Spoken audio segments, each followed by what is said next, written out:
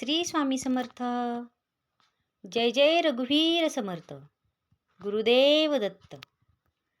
दत्त भक्तीमध्ये असे 3 गुप्त नियम आहेत जे कोणी बोलत नाही, पण जे जीवन पालटतात. आज आपण शांत मनाने हेच नियम समजून घेऊया. नियम 1. भक्ती मनाने असते, तोंडाने नाही. गुरुचरित्रात वारंवार सांगितलं आहे, मन शुद्ध असेल तर देव स्वतः येतो.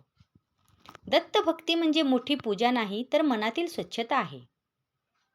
रोज 1 मिनिट देवासोबत बोलणे, खऱ्या मनानं दिगंबरा दिगंबरा म्हणणे, हे आहे पहिलं गुपित मनाची निर्मळता. नियम 2. सेवा हीच सर्वोच्च दत्त उपासना. नियम 2. सेवा हीच सर्वोच्च दत्त उपासना.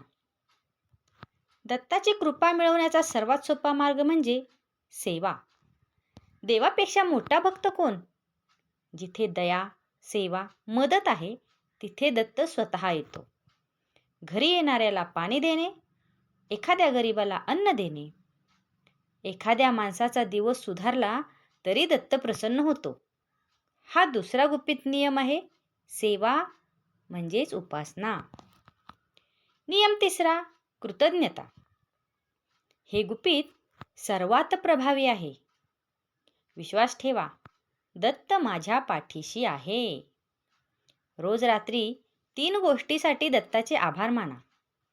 यामुळे नशीब मवाळ होते, संकटे शांत होतात आणि मन देखील स्थिर होतं.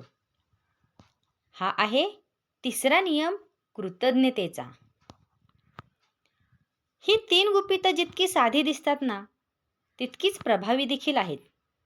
मन, सेवा आणि कृतज्ञता या त्रिसूत्रीने दत्ताची कृपा ओतप्रोत मिळते. जय गुरुदेव, जय दत्त.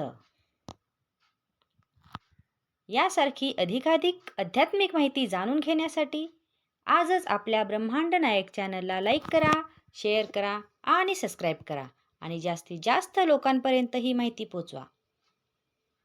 गुरुदेव दत्त. श्री स्वामी समर्थ.